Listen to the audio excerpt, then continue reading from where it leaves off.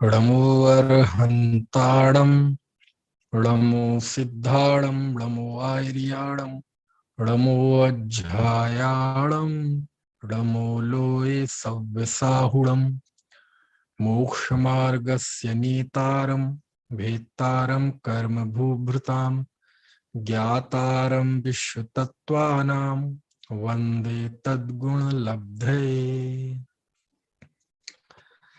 तत्वार्थ सूत्र छठवां अध्याय।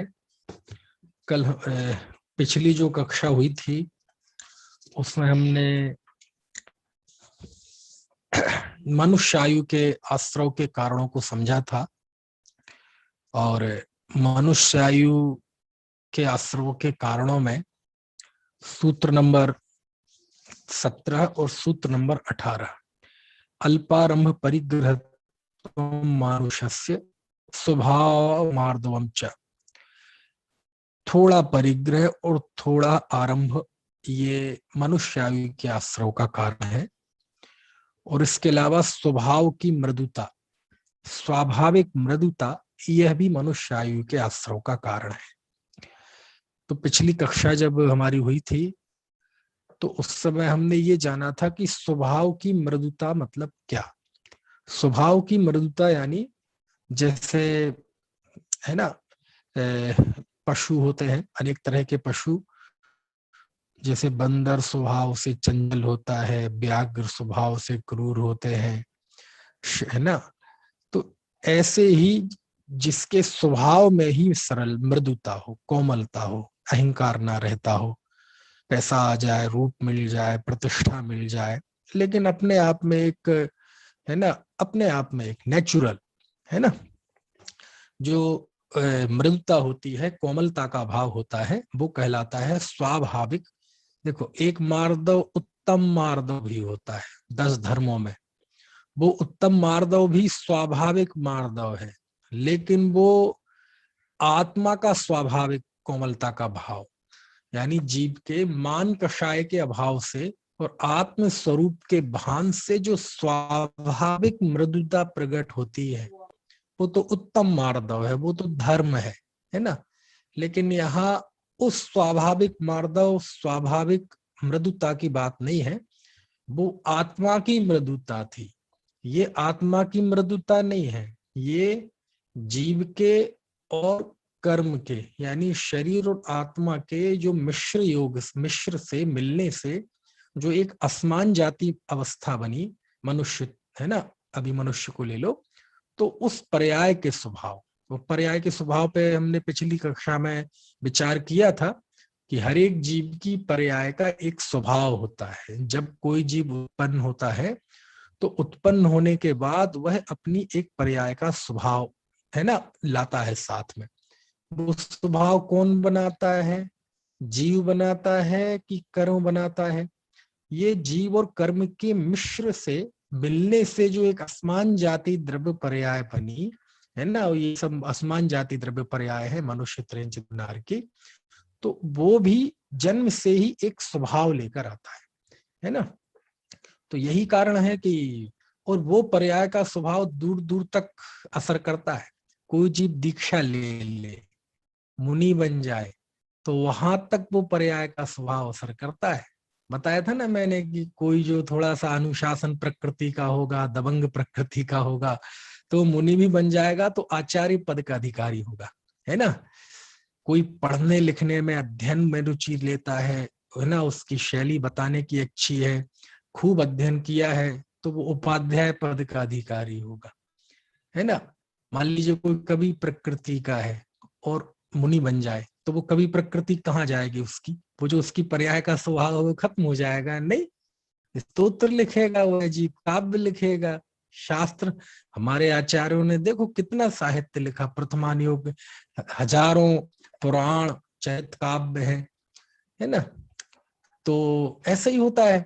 तो जो पर्याय का स्वभाव होता है जीवों का, वो पर्याय का स्वभाव वो ऐसे आसानी से जाता नहीं है, पर्याय के साथ ही जाता है कई बार, है ना। चलिए, तो ऐसी स्वाभाविक मृदुता, ठीक है। तो ऐसे ही अब आगे हम 19वां सूत्र पढ़ते हैं।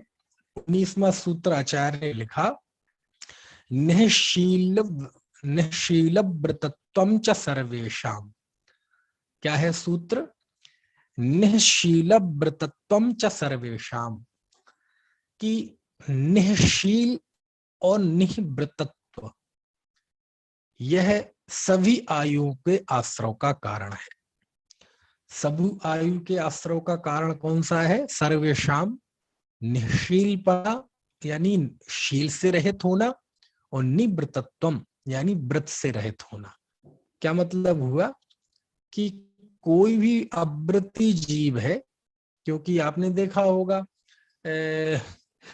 जैसे 12 व्रत होते हैं श्रावक के, तो 5 व्रतों को तो कहते हैं, अणुव्रतों को तो कहते हैं व्रत, और बाकी 3 गुण व्रत और 4 शिक्षा व्रत, इन 7 को कहते हैं शील व्रत।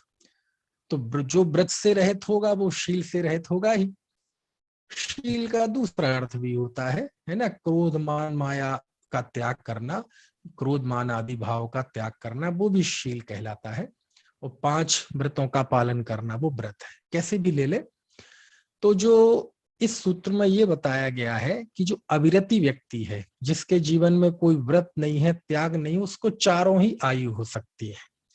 वो नारकी भी हो सकता है, त्रैंच भी हो सकता है, मनुष्य भी हो सकता है, देव भी हो सकता है। अब ये चूंकि ये सारी बात चल रही है अभी मनुष्यों और त्रैंचों को केंद्र में रख के। क्यों? क्योंकि देखो, देव आयु वाला जीव नरक में नहीं जा सकता, नरक गति वाला देव में नहीं जा सकता, लेकिन मनुष्य और त्रैंच जीव ऐसे हैं वो चारों गतियों में जा सकते हैं। मनुष्य मनुष्य भी हो सकता है, त्रैंच देव नारकी सब हो सकता है, त्रैंच वो भी चारों ही हो सकता है, इसलिए उसकी दृष्टि से भी बात करना है ना। चलिए, तो यहाँ व्रत रहित होना, शील रहित होना, ये चारों ही आयु इससे हो सकती है। क्या मतलब? कि संसार में भटकने के लिए व्रतों की जरूरत नहीं है ना। जीव तो मुक्ति के लिए व्रत शील आदि को अंगीकार करता है, लेकिन व्रत और शील से रहित पना ये चारों आयु के आश्रव का कारण है। अब कोई अविरति किसी भी गति में किसी भी आयु में जा सकता है, तो उसका देखो, जीव संसार में रहेगा, है ना, ये तो उसके मिथ्या दर्शन ने तय कर दिया, लेकिन संसार में कहाँ रहेगा तो फिर वो उसकी लेशाएं अपने परिणाम तय करते हैं। तो अविरति जीव चारों गतियों में कहीं भी जा सकता है, लेकिन वो कहाँ जाएगा ये उसका केवल अविरतिपना निश्चित नहीं करेगा। इसके अलावा और भी उसके फैक्टर हैं, उसके हिंसा का भाव, क्रोध का भाव, परिग्रह का भाव, जो जो भी उसमें जीवन में हो सकता है, वो सारी चीजें मिलके तय करेंगी। कोई एक फैक्टर नहीं है, ये तो निषेधात्मक फैक्टर हो गया कि व्रत से और शील से रहित जीव चारों आयु में जा सकता है, चारों आयु के आश्रय उसके हो सकता है। तो व्रत और शील से रहित 4 व्यक्ति हैं, तो एक व्रत और शील से रहित तो चारों ही के चारों हैं, लेकिन चारों अलग अलग आयु बांधेंगे, तो वो कौन निर्धारित करेगा? उसके और भाव निर्धारित करेंगे, है ना। तो ये सूत्र आया निःशील व्रतत्वं च सर्वेषाम, कि निःशीलपना और व्रत रहितपना। ठीक है, ये निह शब्द शील के साथ भी जोड़ना और व्रत के साथ भी जोड़ना। तो शील से रहित होना और व्रत से रहित होना ये सभी आयुओं के आश्रव का कारण है। चलिए, अब पढ़ते हैं हम आगे 20वें सूत्र पर। देखिए, बहुत अच्छा सूत्र है, और देखो क्या लिखा पहले। इसमें देव आयु के आश्रव का कारण बताया है। अब देव आयु में 4 प्रकार के देव होते हैं, लेकिन अभी यहाँ इस 20वें सूत्र में ऐसा कोई भेद नहीं समझना। मोटे तौर पर, सामान्य तौर पर, है ना, अभी आयु देव आयु के आश्रव का कारण बताया है।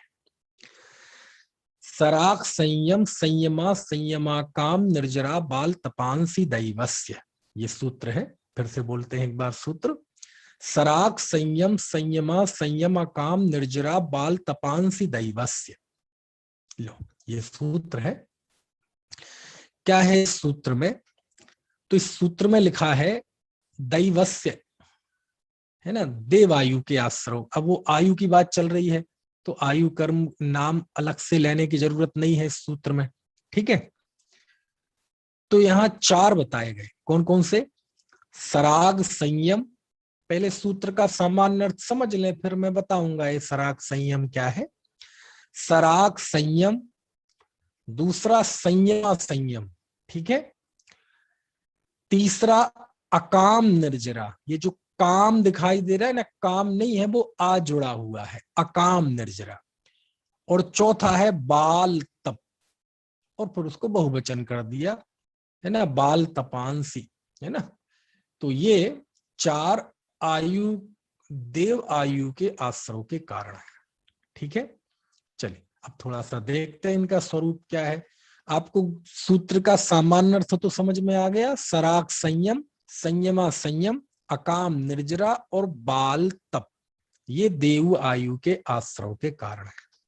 अब देखो जरा इनका थोड़ा संक्षेप में स्वरूप समझे, सरल है, ऐसा कोई कठिन नहीं है। सबसे पहला लिखा सराग संयम। सराग संयम मतलब, तो संयम, संयम तो आप जानते हैं, है ना, 5 इंद्रिय और छठवां मन, यानी इंद्रिय और इंद्रियों के विषय, है ना, इनका त्याग, 5 पापों का त्याग, तो वो संयम कहलाता है। लेकिन संयम में जब राग रहता है तो वो कहलाता है सराग संयम। सा राग संयम, राग सहित संयम। ठीक है, तो जहां तक राग है वहां तक, है ना, यदि संयम है तो वो सराग संयम है। 10वें गुण स्थान तक राग है। कहां तक? 10वें गुण स्थान तक राग है, तो वहां भी सराग संयम है। क्योंकि सराग से उल्टा क्या है? वीतराग संयम, है ना। राग से विपरीत क्या है? वीतराग। तो वीतराग संयमी तो जीव 11वें 12वें गुण स्थान में होता है। उसके नीचे कौन है? सब सराग संयम है। तो राग सहित संयम।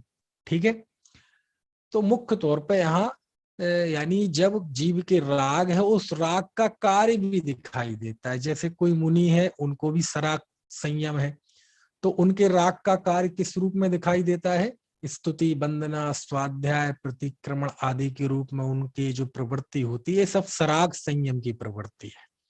4 हाथ जमीन देख के चलना, शोध के भोजन करना, केश लुंच करना, ये सब सराग संयम की प्रवृत्ति है। ठीक है, तो ये कहलाता है सराग संयम, राग सहित संयम, है ना। संयम लेकिन कैसा? राग सहित। ठीक है, चलो फिर दूसरा है संयमा संयम। सराग संयम में तो मुनि की मुख्यता है, क्योंकि, है ना, उसके नीचे जो गृहस्थ है मुनि के नीचे, इसको दूसरे में लिया जाएगा। किसमें? सराग संयम, ये संयमा संयम। ये संयमा संयम क्या है? तो जो देशवृत्ति होता है, 5वें गुण स्थान वर्ती जीव होता है, जिसके अनंतानुबंधी और अप्रत्याख्यान कषाय अभी नहीं है, बाकी का उदय है, तो वो स्थिति कहलाती है संयमा संयम। संयम प्लस असंयम इज इक्वल टू संयमा संयम, है ना। जो अणुवृत्ति जीव होता है वो संयमा संयम वाला है। क्यों? उसके 5 पापों का कुछ त्याग है और कुछ त्याग नहीं है। जो त्याग है वो संयम, और जो नहीं है उतना असंयम। तो ऐसी जो अवस्था बनती है वो कहलाती है संयमा संयम। ठीक है, 11 प्रतिमाओं वाले जीव वो सब संयमा संयम वाले हैं। ठीक है, क्योंकि ना तो वो पूरा संयम है उनके और ना पूरा असंयम है। तो ऐसी जो मिश्र अवस्था है जीव की, वो है। ठीक है, तो 2 हो गए, सराग संयम, संयमा संयम, और तीसरा लिखा अकाम निर्जरा।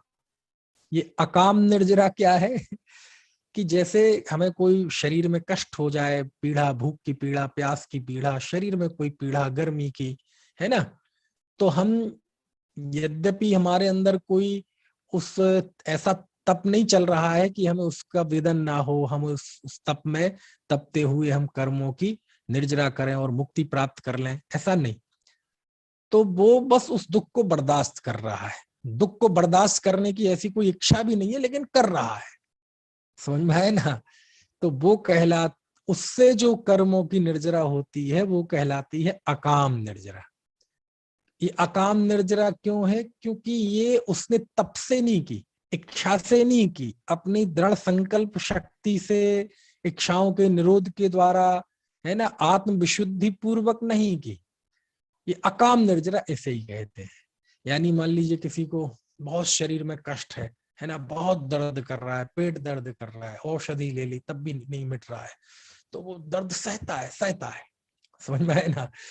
तो वो उससे यद्यपि वो ऐसे में कुछ गलत, कोई दूसरा व्यक्ति हो तो गलत कार्य कर सकता है, पता चले इतना कष्ट है, पता चले वो सुसाइड अटेम्प्ट कर ले, पता चले वो किसी के साथ मारपीट करने लगे, पता चले वो कोई अनैतिक कार्य करने लगे, तो ऐसा ये नहीं करता है, उस दुख को जैसे भी वो बर्दाश्त करता है ना। तो वो कहलाती है अकाम निर्जरा। उससे काय की निर्जरा होती है? उससे कोई वो निर्जरा नहीं होती जिससे मोक्ष होता है, जिसे निर्जरा तत्व वास्तव में कहते हैं, है ना। तो ऐसे वो कहलाती है। उसमें होता क्या है कि जो उसके पाप के उदय से कष्ट आया, कर असाता वेदनी कर्म का उदय हुआ और बहुत पीड़ा हुई शरीर में, या और किसी तरह का दुख हुआ, ठीक है, तो उसने बर्दाश्त कर लिया जैसे भी करके। तो उससे अनेक बार क्या होता है कि पुराने पाप कर्म की स्थिति अनुवाद घट जाते हैं, है ना। कई बार पाप प्रकृतियां पुण्य रूप में कन्वर्ट हो जाती हैं, फिर वो पुण्य के रूप में उदय में आती हैं, तो इसी को कहते हैं अकाम निर्जरा। ठीक है, ये सकाम निर्जरा नहीं है। सकाम निर्जरा वो होती है जो तप से होती है, और अकाम निर्जरा इस तरह से होती है, ठीक है ना। और ये मिथ्या दृष्टि को भी होती है अकाम निर्जरा, है ना। छड़ाला में लिखा है, कभी अकाम निर्जरा करे भवनत्रिक में सुर तनु धरे।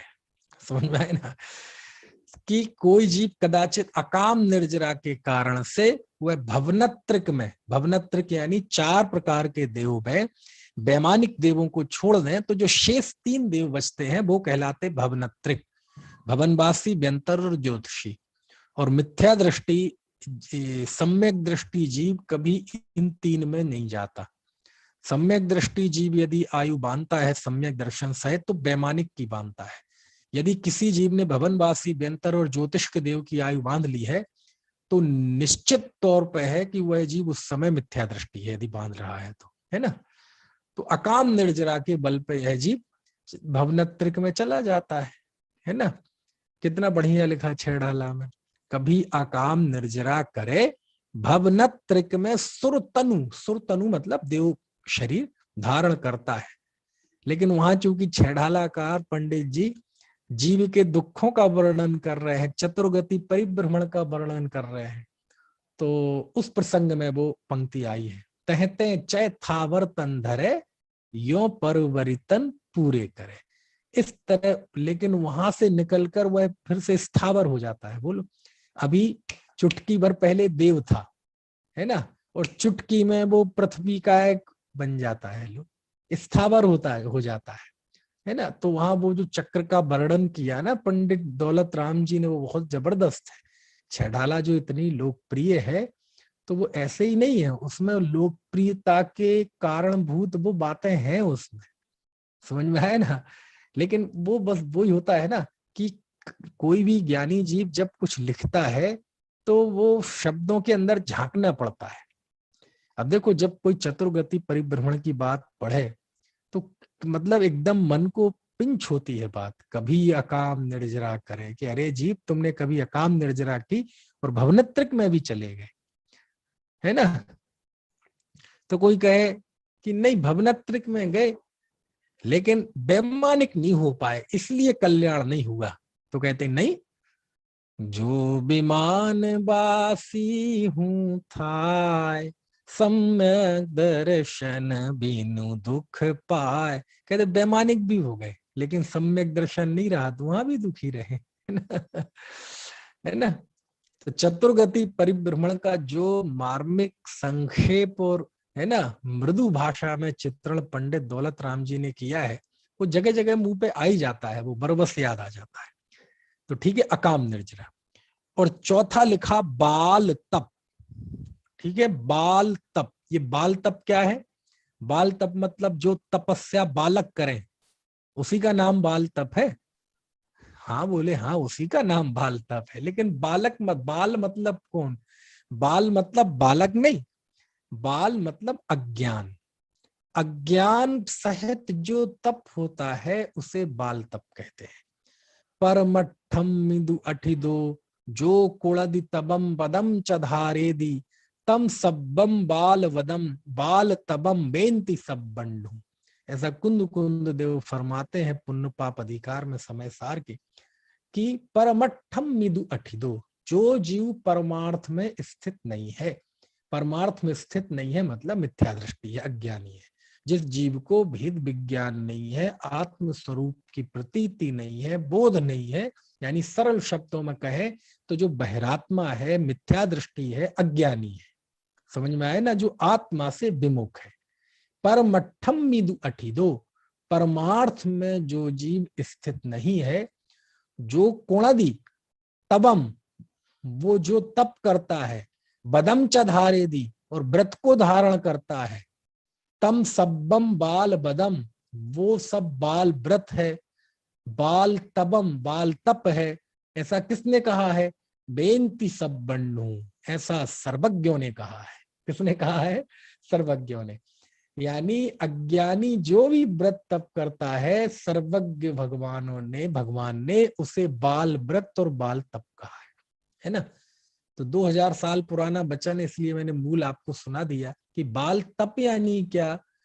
मिथ्यात्व सहित, अज्ञान सहित, भेद विज्ञान से रहित, है ना, मिथ्या दृष्टि, बहिरात्मा जीव जो भी तप करता है वो बाल तप कहलाता है। ठीक है? कोई, है ना, करोड़ों वर्ष की आयु छोड़, अभी आज के हिसाब से बात करें, कोई 100 साल का बुजुर्ग हो लेकिन मिथ्या दृष्टि है और वह उग्र से उग्र तप करता है, तो भी वो बाल तप है। और कोई 8 साल का बालक हो, है ना, जैसे मोक्ष बैठा है, 8 से तो ज्यादा का है वो, यदि मोक्ष, है ना, आत्मज्ञान सहित व्रत करेगा तो वो व्रत है। कोई छोटा बालक हो लेकिन ज्ञान सहित व्रत करे, तप करे, तो वो व्रत है, तप है। यदि मिथ्यात्व सहित करता है तो भले ही वो 100 साल का बुजुर्ग क्यों ना हो, वो बाल व्रत है और वो बाल तप है। ठीक है?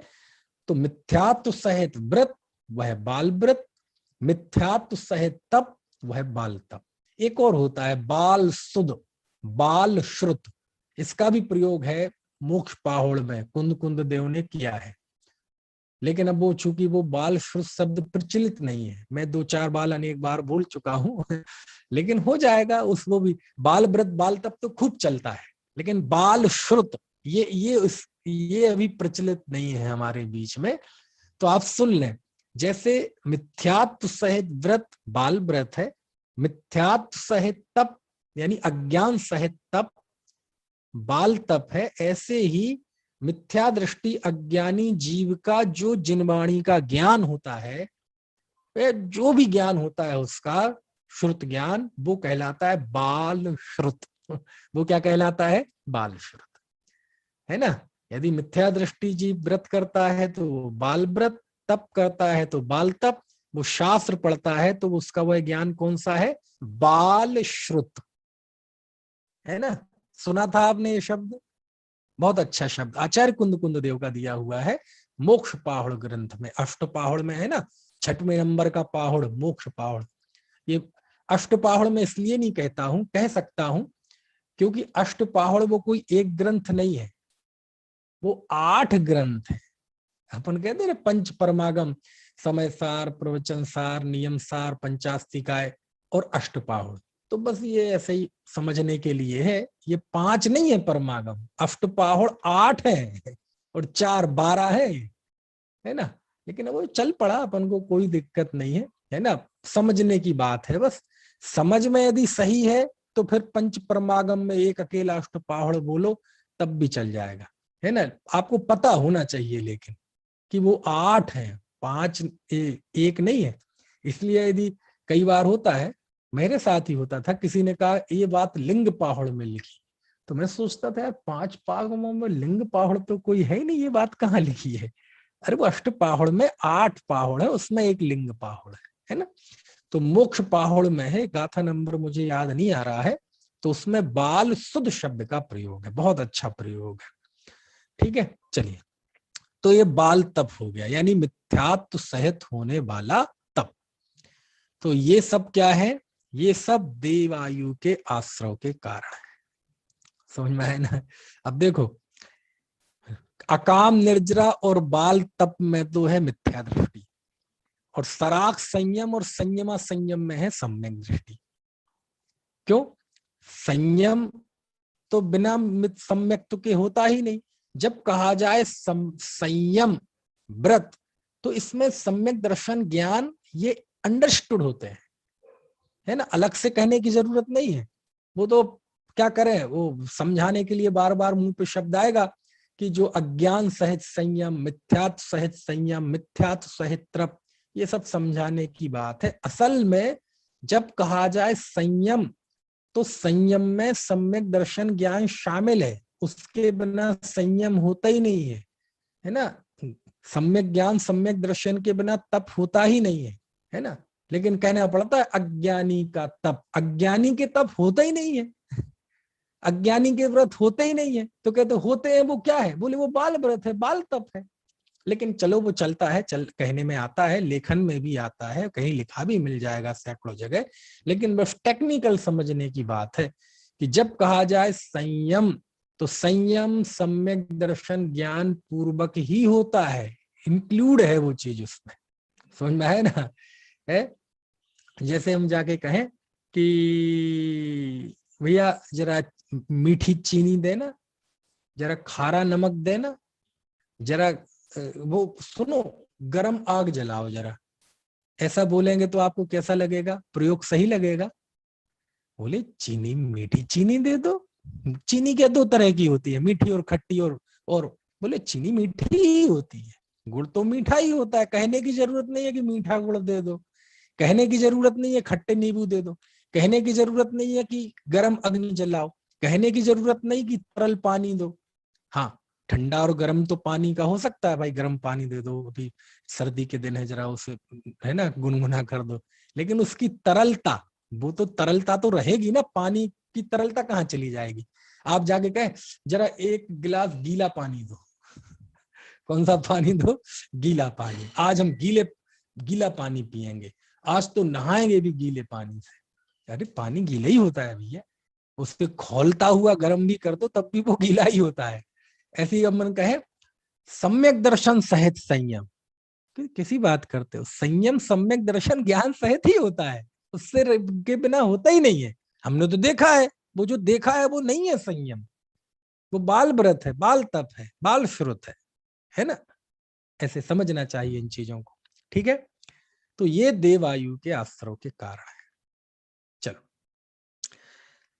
इसके बाद 21वां सूत्र पढ़ लें, फिर थोड़ा सा इस पे बात करेंगे।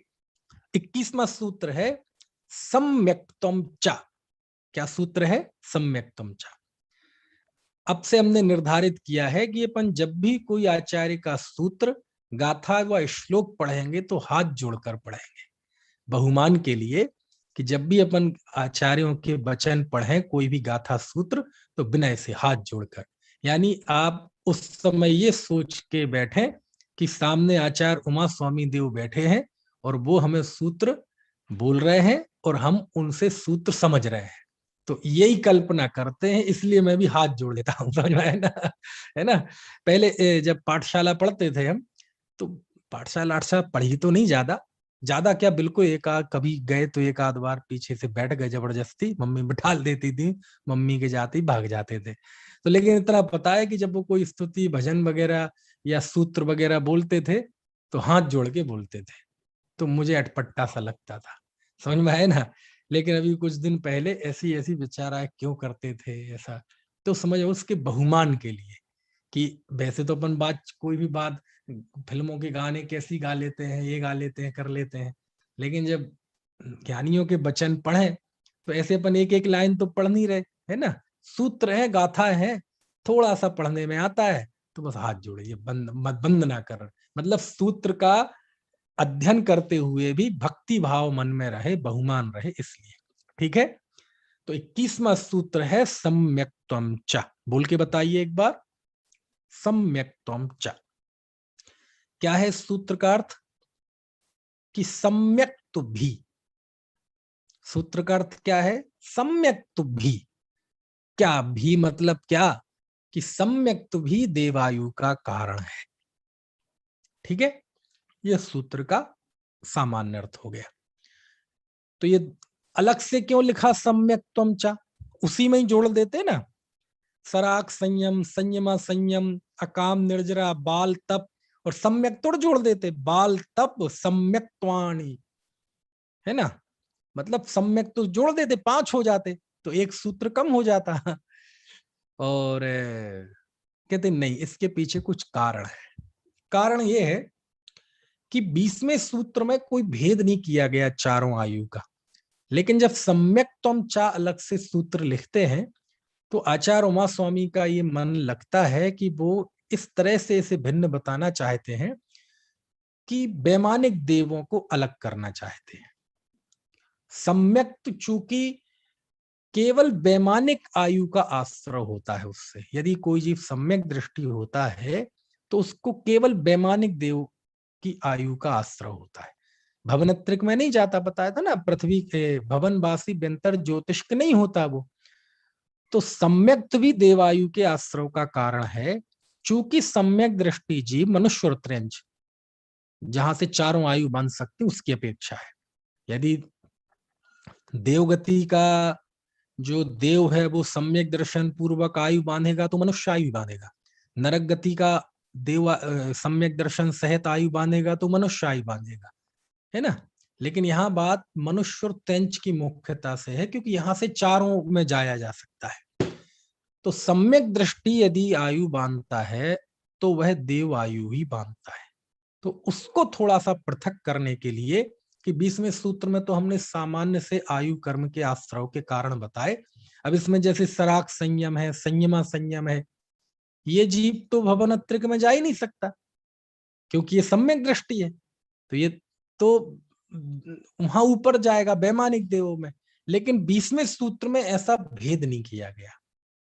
तो फिर 21वें सूत्र में आचार्य का मन ऐसा लगता है कि वो ये बताना चाहते हैं कि चूंकि सम्यक दृष्टि संसहित वैमानिक आयु का ही आश्रय होता है, सम्यक दृष्टि और किसी आयु का आश्रय नहीं करता है, तो इस बात को अलग से बतलाने के लिए लिखा सम्यक्त्वम च। सम्यक्त भी देवायु के आश्रय का कारण है। ठीक है, ये बात समझ में आ गई कि नहीं? चलिए, यहां कोई प्रश्न कर सकता है कि आचार्य देव, सम्यक दर्शन को तो हमने मुक्ति का कारण जानते हैं हम सब लोग, आप तो उसे देवायु के आश्रय का कारण बता रहे हैं। कहते नहीं, आपकी बात सही है, धर्म तो जो है वो मुक्ति का कारण है कि नहीं। सम्यक दर्शन ज्ञान चारित्राणि मोक्ष मार्ग, है ना। चारित्रम खलु धम्मो, चारित्र निश्चय से धर्म है, और वह चारित्र दंसण मूलो धम्मो, दर्शन मूलक है। सम्यक दर्शन जिसका की जड़ है, ऐसा चारित्र वह धर्म है। तो सम्यक दर्शन तो छेड़ालाकार ने लिखा कि नहीं, कुंद कुंद देव ने लिखा, मोक्षस पढ़मम सोवाणम, है ना। मोक्ष महल का प्रथम सोपान कौन सा है? प्रथम सीढ़ी सम्यक दर्शन है। किसकी? मोक्ष महल की, देवायु की तो नहीं कहा ना। छेड़ालाकार ने उन्हीं का अनुसरण किया है। मोक्ष महल की प्रथम सीढ़ी लिखा ना, या बिनु ज्ञान चरित्रा सम्यक्त्वान लहे सो दर्शन धारो भव्य पवित्रा। वो छेड़ाला का जिक्र आता ही है, करे क्या। है ना? तो उसमें लिखा मोक्ष महल की प्रथम सीढ़ी, मोक्ष महल की पहली सीढ़ी, और ये किसके वचन है? कुंद कुंद देव के वचन है। आप उन पाहुड़ ग्रंथों में जाएंगे तो 2-3 जगह लिखी है ये बात, मोक्षस पडमम सोवाणम, है ना। ये मोक्ष महल की प्रथम सीढ़ी है। तो मोक्ष महल की सीढ़ी लिखा ना कुंद कुंद देव ने, तो आप लिख रहे हैं देवायु की सीढ़ी। है लिखा ना सम्यक त्वम च, सम्यक्त देवायु के आश्रव का कारण है। तो कहते सम्यक्त तो मुक्ति का कारण है ना, लेकिन सम्यक दृष्टि यदि आयु बांधेगा तो एकमात्र देव आयु ही बांधता है और वैमानिक ही बांधता है।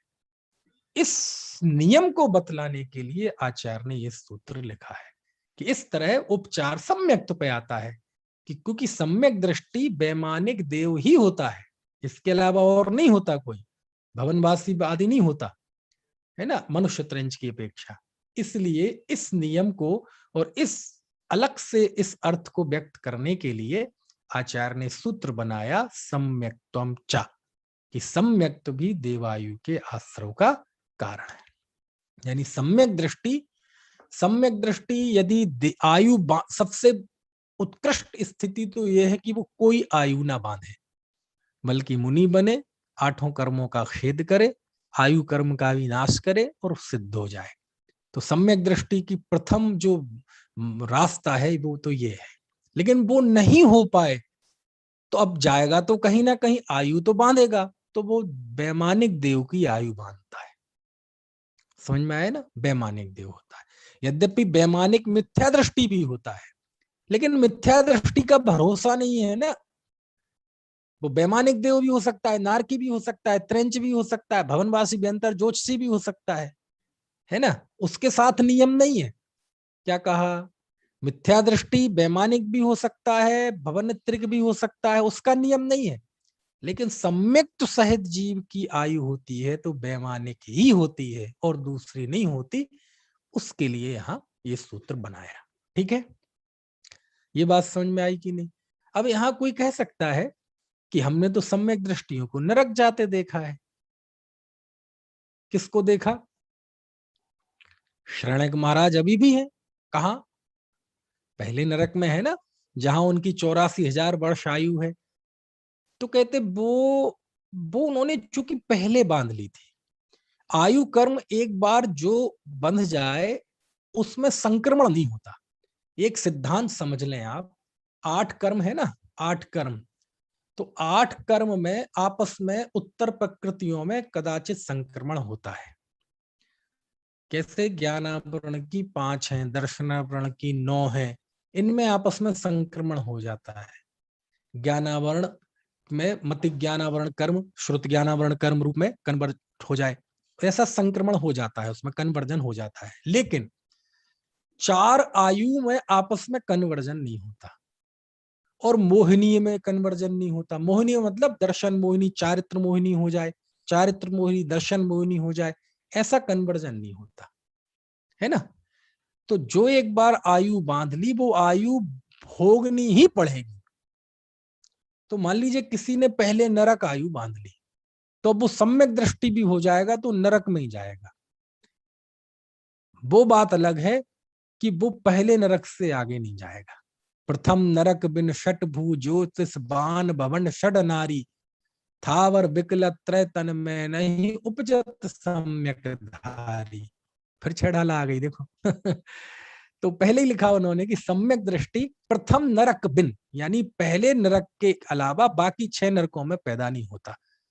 कि यदि किसी ने पहले से नरक आयु बांध ली तो इस 7वें नरक की भी बांधी होगी तो वो घट के पहले नरक जितनी बचेगी, लेकिन बदलेगा नहीं, है ना, इसमें कोई है ना। इसलिए उन्होंने पहले 7वें नरक की आयु बांधी थी। किसने? श्रणिक महाराज ने। कहानी आती ना, वो सांप डाला था उन्होंने मरा हुआ यशोधर मुनिराज के गले में, फिर चेलना गई थी, फिर उन्होंने उनको उपसर्ग दूर किया और जब मुनिश्री ने आंखें खोली तो दोनों को एक ही आशीर्वाद दिया। और जब ये देखा तो श्रणिक का हृदय परिवर्तन हो गया कि देखो हमने इनके साथ इतना बुरा किया और चेलना ने इतनी भक्त है इनकी, उन्होंने उपसर्ग दूर किया, लेकिन दोनों को एक सा आशीर्वाद, तो उसका हृदय परिवर्तित हो गया। तो फिर बाद में सम्यक दृष्टि हो गया जी। तो वो 7वें नरक की आयु घट के फिर वो 84,000 वर्ष की बची पहले नरक की। तो ये तो हो सकता है, लेकिन वो आयु नहीं बदलेगी। अच्छा, कोई त्रेंच है, किसी ने मान लीजिए पहले पशु त्रेंच आयु बांध ली, अब बाद में सम्यक दृष्टि हुआ, तो क्या होगा? तो वो होगा तो त्रयंच ही, लेकिन वो कहाँ का त्रयंच होगा? वो भोग भूमि का त्रयंच होगा, है ना। ऐसे तो पहले से आयु बांध ली हो तो बात अलग है, लेकिन सम्यक दर्शन के बाद यदि सम्यक दर्शन सहित आयु बांधता है तो वह जीव एकमात्र देवायु बांधता है। और देवायु में कौन सी आयु? वैमानिक।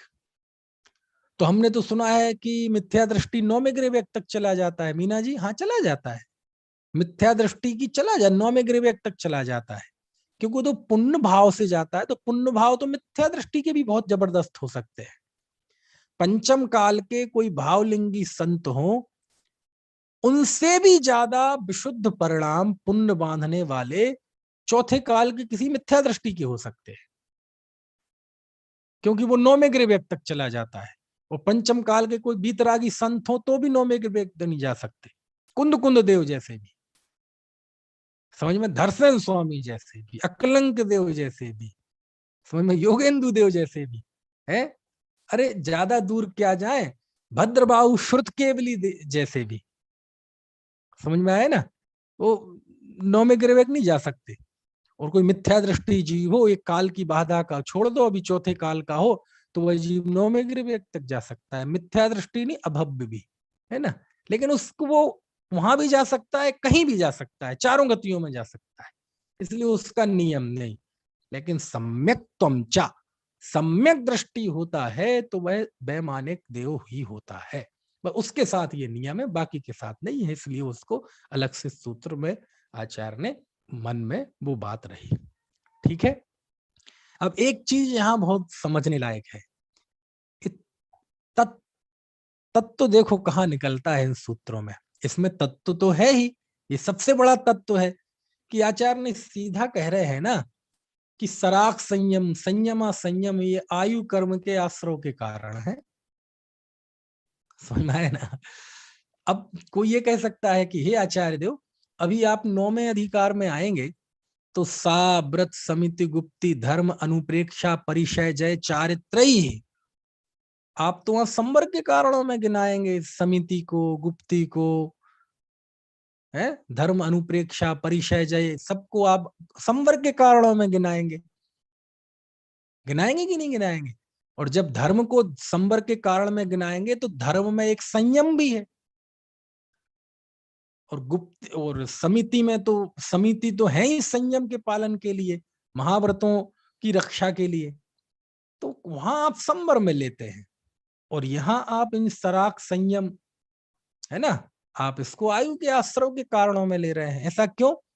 भैया वो आयु का ही आश्रव होता है उससे, समझ में आया ना। है, सराग संयम है ना, राग सहित संयम। तो जो राग का भाव है वो तो आश्रव का भाव है, राग से तो आश्रव होगा। अरे अभी तो यहाँ इसकी बात कर रहे हैं, अभी आएगा सूत्र, है ना, ये 24वां सूत्र, उसमें तो तीर्थंकर नाम कर्म के आश्रव के कारण गिनाए हैं। क्योंकि नाम कर्म की 93 प्रकृतियों में एक है तीर्थंकर नाम कर्म। तो तीर्थंकर नाम कर्म भी कर्म है ना, वो भी आश्रव है, वो भी आता है, समझ में आया, वो भी आश्रव तत्व है। वह आश्रव तत्व जिसे हे कहा जाता है, समझ में आया ना। तो यहाँ भी वो 16 कारण भावनाएं जिनकी हम पूजा करते हैं, अर्घ देते हैं, उन्हें भी आश्रव के कारणों में गिनाया है। आएगा अभी 24वां सूत्र, है ना। तो ये सब बहुत तात्विक चीजें हैं, ये सब तत्वार सूत्र में लिखी हुई है ना। ध्यान नहीं जाता हमारा कि देखो आचार्य लिख रहे, ये सराग संयम, संयमा संयम, है ना, 11 की 11 प्रतिमाएं आश्रव का कारण है। अशोक जी समझ में आ रही बात की नहीं? संयमा संयम पहली प्रतिमा से लेके 11 प्रतिमा तक, इसके बाहर है क्या संयमा संयम पंचम गुण स्थान? कहते हैं वो आश्रव का कारण है। कौन से आश्रव का? देवायु के आश्रव का, समझ में आया ना। सम्यक दृष्टि होगा तो वैमानिक आयु के आश्रव का कारण, और मिथ्यात्व सहित होगा तो भवनत्रिक भवनवासी व्यंतर ज्योतिष, ये तो है ना। ये जो चारित्र से भ्रष्ट होते हैं ना, वो सब जरूरी नहीं है सब नरक अरक जाएं, ऐसे भी होते हैं कि वो व्यंतर हो जाएं, है ना, असुर हो जाएं, किल विषेक हो जाए, ऐसे ऐसे भूत राक्षस कई तरह के देव होते ना व्यंत्रों में भी वो हो जाते हैं, है ना। पता चले जीवन भर तो व्रत आदि किया, आखिरी के समय में समाधि बिगड़ गई, मिथ्यात्व में चले गए, है ना। तो वो पता चला वो भवनवासी असुर वगैरह हो जाए, है ना, ऐसे। तो ये तात्विक सूत्र है, यद्यपि कर्म का प्रकरण है, आश्रव का प्रकरण है, लेकिन दिखा रहे हैं ना सराग संयम। बोलो मुनि का जो है ना वीतराग संयम, वीतराग संयम मतलब राग द्वेष रहित जो परिणति है, उसके अलावा जो भी राग सहित कार्य है, राग का परिणाम है, वो उसे लिख रहे देवायु के आश्रव का कारण है ना। तो संयम काय का आश्रव, देखो दो शब्द हैं, एक है संयम और एक है चारित्र, समझना है, तत्व तात्विक बात है। एक शब्द कौन सा है, संयम, और दूसरा है चारित्र। दोनों एक हैं कि अलग अलग हैं, आप बताइए। आप खुद अनम्यूट कीजिए अपने आप को और बताइए कौन देगा जवाब, मैं उस यहां से अनम्यूट कर दूंगा। प्रश्न क्या है मेरा, संयम और चारित्र दोनों एक हैं कि अलग अलग हैं? अलग अलग। अलग अलग हैं, तो बताइए जरा कैसे हैं अलग अलग। सही मतलब सिद्ध भगवान मतलब बता चलो नहीं चलो, पाए। मैं नहीं बताया था कभी। अभी आप हाँ, चलो मैं बताता हूँ, कोई बताएगा और? चलो बहुत सरलता से समझ में आ जाए, सिद्ध भगवान के चारित्र है कि नहीं, परम यथाख्या चारित्र। अच्छा संयम कौन सा है सिद्ध भगवान के, संयम कौन सा है, संयम कोई भी नहीं है। तो सिद्ध भगवान संयम नहीं है मतलब असंयमी है, क्यों जी, सिद्ध भगवान असंयमी है? हाँ असंयमी है, ओह असंयमी है। हाँ असंयमी है, लेकिन कौन से असंयमी, वो पांच पाप और वो इंद्रियों को भोगने वाले असंयम नहीं। भूतपूर्व संयमी है, लेकिन अब संयम नहीं रहा, संयम नहीं रहे मतलब संयम है पुण्य का कार्य, पांचों पापों के त्याग रूप, है ना, और दया आदि की प्रवृत्ति रूप संयम है ना, योगों का परिस्पंदन होता है उसमें, तो उसका नाश कर दिया, वो तो अयोगी हो गए, तो इस अपेक्षा से वो संयम से रहित हो गए। तो संयम से रहित एक निचली अवस्था भी होती है और एक उत्कृष्ट अवस्था भी होती है ना। जिसके संयम नहीं है, व्रत आदि का पालन नहीं करता, है ना, वो असंयमी है, और एक सिद्ध भगवान भी असंयमी है, लेकिन दोनों में फर्क है। उनके असंयमी की अपेक्षा अलग है और हमारे असंयमी की अपेक्षा अलग है। जैसे भगवान को कहते निर्दय, है ना, दया रहित। सिद्ध चक्र विधान पढ़ा है आपने, सिद्ध चक्र विधान में भगवान को दया रहित कहा है, निर्दयी। तो निर्दयी किसे कहते हैं, बड़ा निर्दयी जालिम आदमी है तो भगवान को भी निर्दयी कहते हैं, क्योंकि उनके दया नहीं है। दया नहीं है मतलब दया को तो छोड़ दिया, लेकिन राग द्वेष रहित हो गए हैं वो, इसका नाम है कि वो उनके दया नहीं है। और हम आप जैसे संसारी जीवों को कहें निर्दयी, तो वहां निर्दयी का अर्थ होता है क्रूर, है ना, कठोर दिल का। है ना, तो ऐसे शब्दों की अपेक्षा है। ठीक है, तो मैं ये समझा रहा था कि सिद्ध भगवान के चारित्र तो है लेकिन संयम नहीं है, तो फर्क हो गया ना संयम और चारित्र में। देखो संयम है पुण्य रूप, क्यों लिखा नहीं इसमें, देवायु के आश्रव के कारणों में, संयम है पुण्य रूप और चारित्र है धर्म रूप। संयम से पुण्य का आश्रय होता है और चारित्र से कर्मों की निर्जरा होती है। समझ में आया है? पुण्य विशुद्ध भाव है और चारित्र शुद्ध भाव है। पुण्य में मंद कषाय रूप परिणाम है, संयम में, पुण्य पुण्य कह रहा हूं संयम में, और चारित्र में कषाय रहित परिणाम है। मोह खोण विहीणो, जो मोह और क्षोभ से रहित आत्मा का परिणाम, ऐसा निष्कषाय भाव रूप वो चारित्र है। पुण्य पाप का परिहार चारित्र है और संयम पुण्य भाव है। ये दोनों में फर्क है। हालांकि यदि हम निश्चय व्यवहार दोनों लागू करें तो निश्चय संयम जो है वो चारित्र रूप है निश्चय संयम, और व्यवहार चारित्र वो संयम रूप है। क्या कहा? अब ये घूम तो नहीं गए थोड़े से? फिर से समझ लो। ये तो अभी हमने मोटे मोटे तौर पे बता दिया, लेकिन निश्चय व्यवहार की प्ररूपणा से करेंगे तो निश्चय संयम वो बंध का कारण नहीं है, वो मोक्ष का कारण है। और व्यवहार चारित्र वो संयम ही है, वो संसार का कारण है। समझ में आए ना? निश्चय व्यवहार में मामला बदल जाएगा। खैर, तो इस तरह से ये बात हुई कि ये सब देवायु के आश्रव के कारण है। सम्यक दर्शन भी देवायु के आश्रव का कारण है। ठीक है, चलिए। अच्छा, वैमानिक देव जो होते हैं ये कौन से कहलाते हैं? वैमानिक देव तो अब हम पढ़ चुके हैं तीसरे अध्याय में, चौथे अध्याय में ये सब आया था ना। तीसरे चौथे अध्याय में मनुष्य सब तीनों लोक का वर्णन, उसमें हम पढ़ चुके हैं 16 स्वर्ग के देव। ठीक है, उसके बाद 9 ग्रीवयक, फिर 9 अनुदिश, फिर 5 अनुत्तर विमान, ये सब कहलाते हैं वैमानिक देव। ठीक है, इसमें भी फर्क है। 16 स्वर्ग तक है ना के देव थोड़े अलग हैं और उसके ऊपर के देव थोड़े स्पेशल हैं। चूंकि 16 स्वर्ग के ऊपर इंद्र आदि की व्यवस्था नहीं है, सब बराबर होते हैं, इसलिए वो अहमेंद्र कहलाते हैं, है ना। चलो, तो लेकिन है वो सब वैमानिक देव है। अब देखो कितने ही जीव ये मतलब जिन शासन के भक्तों की पूजा करते हैं, गरुड़ेंद्र की, पद्मावती की, यक्षिणी की, और ये देवी और वो देवी, तो सम्यक्त की गारंटी तक नहीं है, क्योंकि सम्यक दृष्टि तो भवनवासी होता है नहीं। ये भवनवासी थे गरुड़ेंद्र, पद्मावती, है ना। तो भवनवासी तो सम्यक दृष्टि होता नहीं,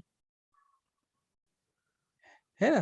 तो जितने देवी देवताओं की पूजा करते हैं, है ना, कोई गलती से एक आध हो भी सम्यक दृष्टि तो किसी को पता नहीं, बाद में प्राप्त कर लिया हो वहां पैदा होके, लेकिन नहीं किया है तो ये गारंटी से मिथ्या दृष्टि है और जीव इनकी पूजा करता है।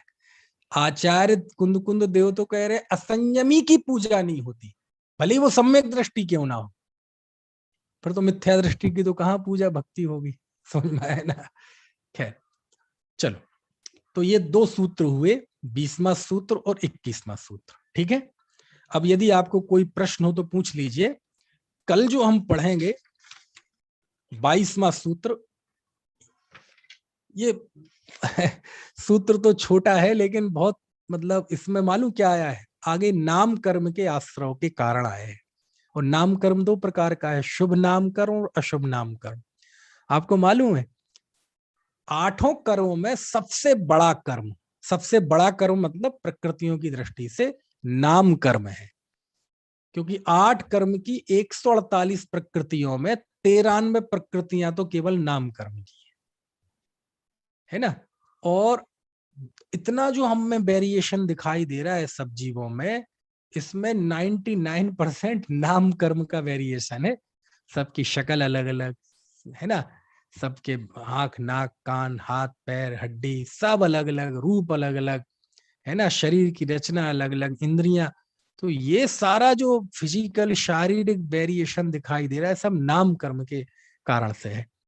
समझ में आया ना। है, तो आपको पता चलेगा कि उन नाम कर्म की प्रकृतियों में कुछ शुभ रूप हैं और कुछ अशुभ रूप हैं। समझ में आया ना। है, जैसे गति में चले जाओ आप, तो 4 गति है, ये 4 गति नाम कर्म के अंतर्गत आती है। वर्ण नाम कर्म के अंतर्गत, संघनन संस्थान सब नाम कर्म के अंतर्गत आते हैं, इंद्रियां नाम कर्म के अंतर्गत आती है। तो ये जो हमारा नख से लेके सिख तक पूरी जो शरीर की रचना है, इसमें पूरा पूरा जो अधिपत्य है वो नाम कर्म का है। समझ में है ना। है, कभी आप किसी चौराहे पे बैठ मतलब खड़े होके देखना, एक एक आदमी को देख के कैसे विचित्र विचित्र तरह की शक्लें हैं, विचित्र विचित्र तरह के रंग रूप हैं लोगों के, कोई सीधा, कोई टेढ़ा, कोई बेड़ा, कोई एड़ा कितनी कितनी वैरायटी दिखाई देती है। अरे मनुष्यों में तो ठीक, पशुओं में चले जाओ, पेड़ पत्ते देखो कितने कितने तरह के। तो ये सब नाम कर्म की वैरायटी है ना।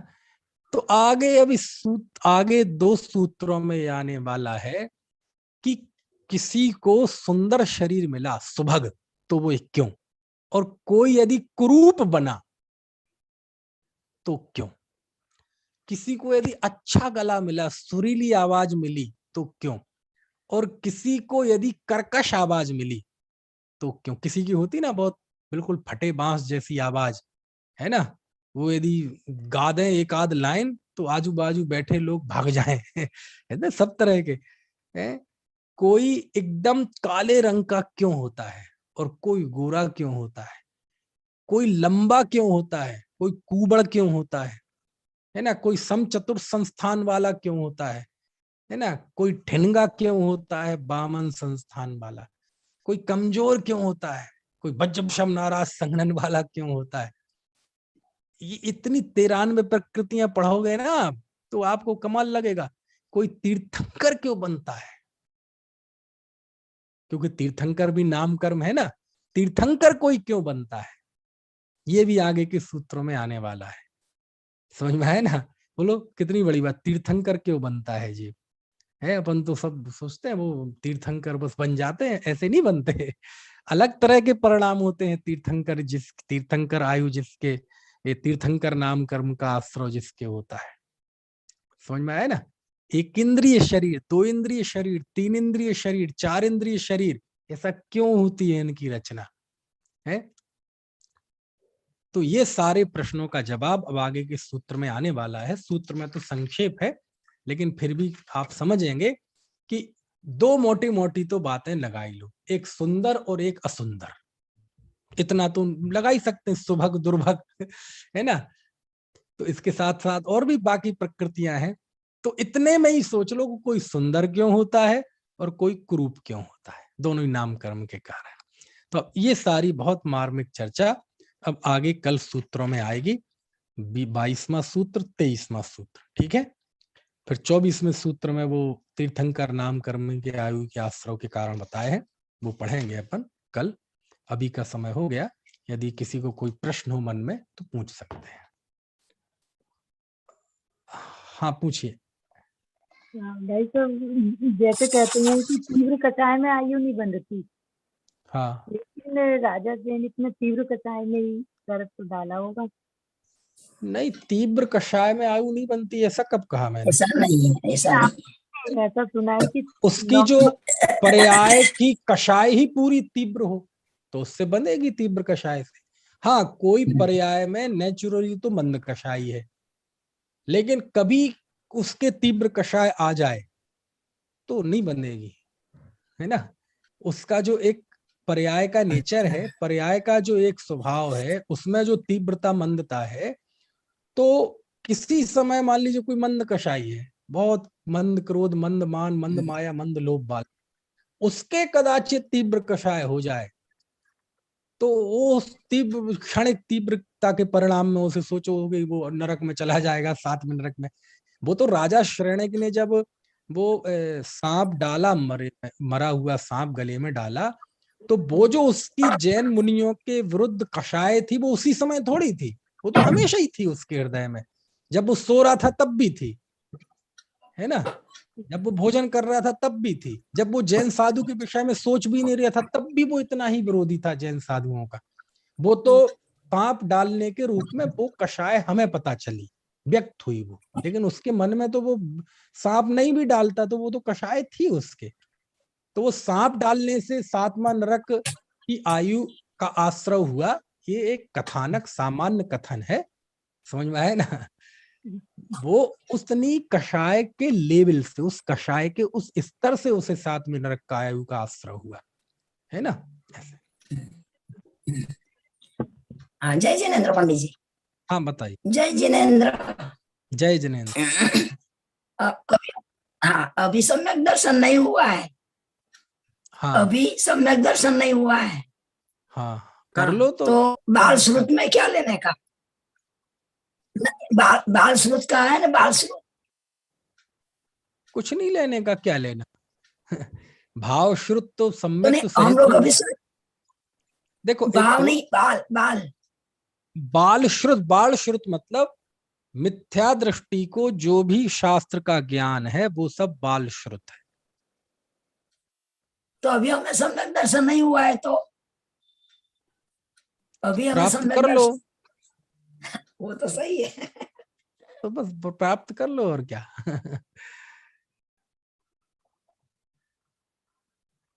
और किसी को कोई प्रश्न हो तो?